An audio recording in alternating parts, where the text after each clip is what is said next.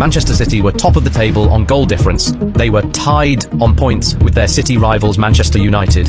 So basically, they just needed to match Man United's result on the last day to be sure champions. And City didn't have an easy opposition at all.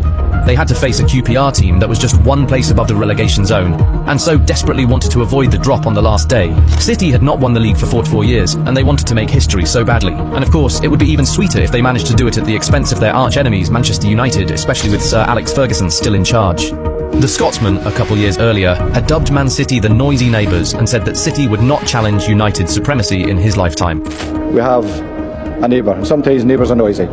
We can't do anything about them. You've got to get on with life, and we're going on with our life. And we showed that today. The demonstration of our playing power was obvious to everyone. We were fantastic today. So, with all this having been said, Man City was so motivated to beat Man United to the Premier League title. So for that game, knowing all that was at stake, Roberto Mancini set City up with an interesting 4-2-3-1 ultra-attacking formation.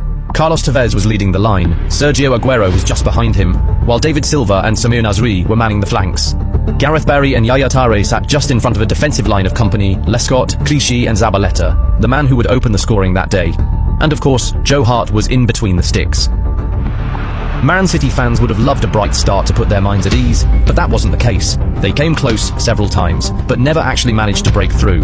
Nasri missed a tap-in in the 15th minute, and shortly after that, David Silva's low-driven shot was saved easily. Despite City's numerous attempts, it took them more than half an hour to get the breakthrough, but when it came, it was beautiful.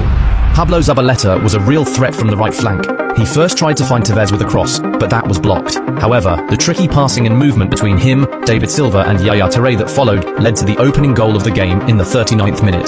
Zabaleta struck the ball so hard that although the QPR goalie, Paddy Kenny, got a hand to it, he was unable to keep it out, so it hit the woodwork and went straight into the goal. 1-0 Manchester City. This was exactly where they wanted to be going into half-time. The first half was devoid of drama. Little did we know that the second half was getting ready to flip the script so hard it'd shock the entire world. Elsewhere, Manchester United were also leading thanks to a goal from Wayne Rooney in the 20th minute. This meant that things were not as safe as City fans would have loved them to be. With United leading, they couldn't waver. With that in mind, the last thing City wanted to hear was that one of their main players was injured, but they were hit with that just before halftime. Yaya Toure had to be replaced just before halftime because of an injury. Damn. City were hoping to capitalise on their lead in the second half, but they were hit with the most brutal blow just 3 minutes in. Djibril Cissé pounced on a misplaced headed pass by Julian Lescott and scored with just one shot of the ball. And just like that, QPR were back. This was most definitely not how Man City wanted the second half to kick off. They tried to respond quickly, but their shots just refused to go in. However, they got a little bit of good news when QPR's captain Joey Barton was sent off in the 55th minute after elbowing Tevez just outside the 18-yard box. After Barton was shown the red card, he kicked Aguero at the back of his leg, and that quickly led to a small bust-up between players from both sides. When I tell you this game had everything, but guess what? The real drama still hadn't started. Barton also tried to headbutt Man City's captain Vincent Kompany, but he was quickly pulled away, and he made his way down the touchline. Just before he went down the tunnel, Mario Balotelli appeared to say a few words to him. Joey Barton was ready to fight, but again he was quickly pulled away, and he finally went off. Balotelli wanted to be part of this legendary script by all means. Little did he know that he would have a much bigger role to play in the most dramatic football match in Premier League history. But for now, he remained on the bench while the attackers on the pitch kept on trying to get City back in front.